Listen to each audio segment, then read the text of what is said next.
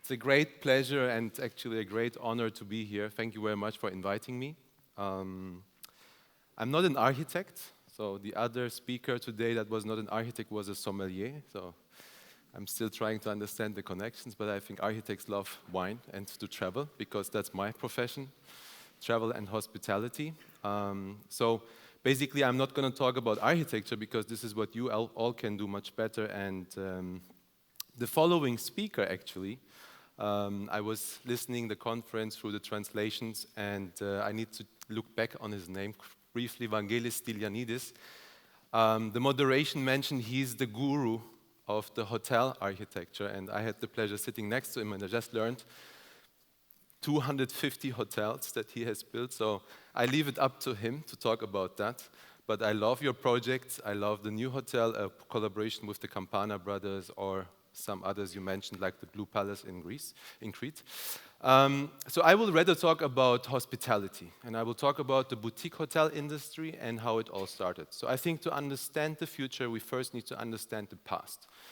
I will do a time travel 40 years back and talk about those things that I believe have kind of influenced the evolution of the boutique hotel industry, not only, but including design and architecture. Then I will talk about design hotels and how we create our portfolio of hotels, followed by an outlook of what we expect the future traveler to create new habits and demand for travel and hospitality. So I need to rush a bit on this. Let's start in the year 1977. This is the year when the Studio 54 in New York was found. It's a legendary nightclub that was able to bring together an international guest list of like-minded people. You will see later why I will connect to this again. But important to mention the two founders, Steve Rubel and Ian Schrager, who started this business. Unfortunately, well, they had to go to prison after 4 years because all the success kind of was a bit too much, I think, for the gentlemen. They ended up talking in a TV show how easy it is not to pay tax, and they were literally picked up by the police and brought into prison. That was the end of Studio 54. 1978 is when Anushka Hempel, another great designer, she's also the owner of this hotel, opened the Blakes in London, in South Kensington. The Blakes was kind of the European pendant for the Studio 54 community. Continuing in 1984, it was the Morgans Hotel, with Steve Rubel and Ian Schrager, the guys from Studio 54, coming back from jail and opening their first hotel. And I think this was really the kick-off of what we call design and boutique hotels today. To do such, they commissioned the Grande Dame of Design, André Putman. You all know her. She died a few years ago. She left certain marks in our world, especially in travel, not only in hotels. One of the iconic projects she was having was to design the in-flight cabin of the Concorde for Air France. Continuing, something interesting happened, Condé Nast Traveler. So if you think of today how many travel blogs and Instagram accounts you can find for inspiration on places, travel and destinations, those years actually this was the first really new travel-focused magazine that you could find. It changed a view on destinations and travel opportunities. In 1988, the boutique concept of hotels has arrived at the beach. Adrian Zecker, the founder of Aman Hotels and Resorts, commissioned Edward Tuttle, another great architect, to build the Amanpuri in Phuket in Thailand. Aman Resorts, it was sold a few years ago. For me, still one of the most sophisticated brands in the world of hotel and hospitality. A few years later, 1988, Steve Rubel and Ian Schrager come back with their second hotel, the Royalton. This time they commissioned a designer that at that time was very young, talented, but pretty unknown, Philip Stark. I think today everyone knows, I assume everyone would here know who is Philip Stark. 1990, the big breakthrough, the Paramount Hotel. So the Paramount Hotel is a 600 rooms property on Times Square in New York, and Steve Rubel and Ian Schrager literally brought the nightclub into the lobby. So at the end of the day, it was actually a nightclub with 600 rooms, and rooms were sold at $99, no yielding, no revenue management. So that was another mark in the evolution of hotels and hospitality, how things can be thought different.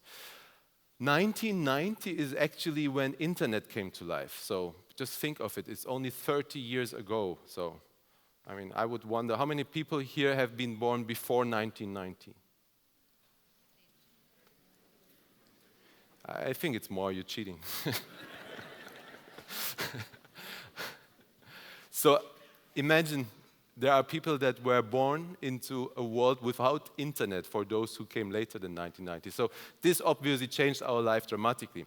In the same year, the Wasserturm Hotel, again, André Puttmann, the first design hotel in Germany, opened.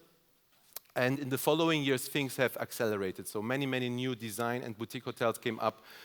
Christian Liegre was designing the Montalembert in Paris for Grace Leo. Christina Ong opened the Halkin in London. Christina Ong, for those who don't know, is also founder and managing director of Como Hotels Group. 1993 is actually when Design Hotels was found. The idea of Design Hotels was to be an umbrella brand that kind of connects all of these hotels and the new ones to come for a like-minded community. So continuing the journey, 1996 is when Steve Jobs returned to Apple. For those who were reading his biography, they know the full story. 1997 is when the first chain brand, it was Starwood Hotels and Resorts, actually copied what Steve Rubel and Ian Schrager were doing and called it the W Hotels, still existing today, you know them. And 1998, 2 years after Steve returned to Apple, the first iMac was found. And this was a revolution. Why? Because it was actually the beginning of design becoming equally important in the environment of technology. And in the following years, we could see that design has actually covered all industries and all areas. So we could find it everywhere. We could find more and more design magazines, et cetera, et cetera. What happened next is that all the chain brands actually built their own design boutique brands. Today, you can find all of these from Hyatt to Hilton to Marriott to whatever you want to call them. It's an interesting journey. I mean, I recently spent some time reading all their brand manifestos. I can't remember any because they all talk the same, but they all want to participate in this world because the independent hotels, the boutique and the design hotels have gained so much value and demand. And this is where we at Design Hotels have been. So at Design Hotels, we have never had a long list of criteria how to select hotels. We would rather sense check things, right? So in fact, it is a little bit like a formula that I would like to introduce. So one thing that we first look always for is a concept. So it is about a holistic concept which covers the hardware and the software, considering the guest experience. Following that, we look into architecture and design. This is very important that concept comes first, because we see many hotels that just become a hotel because someone has that taste and wants to have it look like it, and they are called designer hotels, but they don't actually know why they have been building that. It's not about the lobby in the chair, it's about a sophisticated approach on architecture and design in general. Following that, it is about the brand and the culture. So how does it sound? How does it smell? How does it talk? How does it feel? What is the music we play? How do we talk?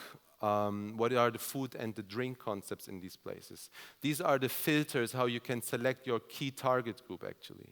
And then it's about local relevance. It can be for the guests that come to a hotel that get the access to that destination a different way than they would usually get. But it is also, if a hotel is in an urban destination especially and has a strong F&B outlet, it is that it's a local destination. I mean, who wants to dine with other guests in a city? You want to explore the local culture, right?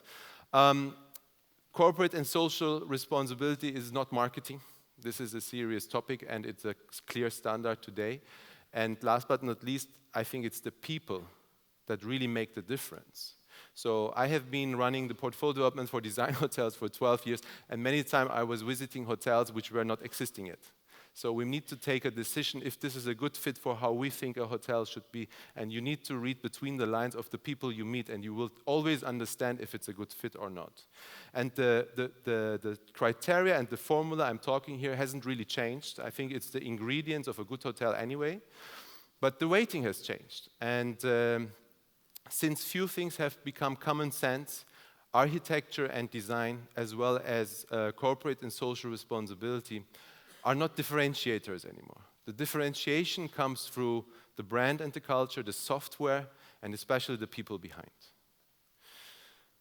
So, what's next? We could talk about new forms of hospitality, and I heard some of them during the conference today. So there's lots of things happening, lots of industries want to tap into the world of hotels. We see lots of co-living, co-working merged with what we call hospitality and hotels. We see lots of community hubs and centers. Instead, I would like to give you a quick outlook of future habits and demand of travelers. So we did a research last year with a forecasting institute from London called the Future Laboratory. And we found this name, the Nomadic Traveler. The Nomadic Traveler is actually the evolution of the nomad. So you're all familiar with the nomad of the digital age. So we talk about people that, thanks to information technology, have become independent and found the freedom of choice to work and live from wherever they want. But why would they do this, right? Just because they can. The Nomad comes with the evolution of such, and it's about why I would do that, where I would go, for which reason. So it's about purpose, it's being proactive, it's about a progressive new group that is looking for personal and communal growth. I will look into 5 areas that I think are very relevant, especially for the future hospitality concepts and developments. Let's start with responsible travel. People are really very conscious about choosing the right place to stay. This is not actually new, it's happening already.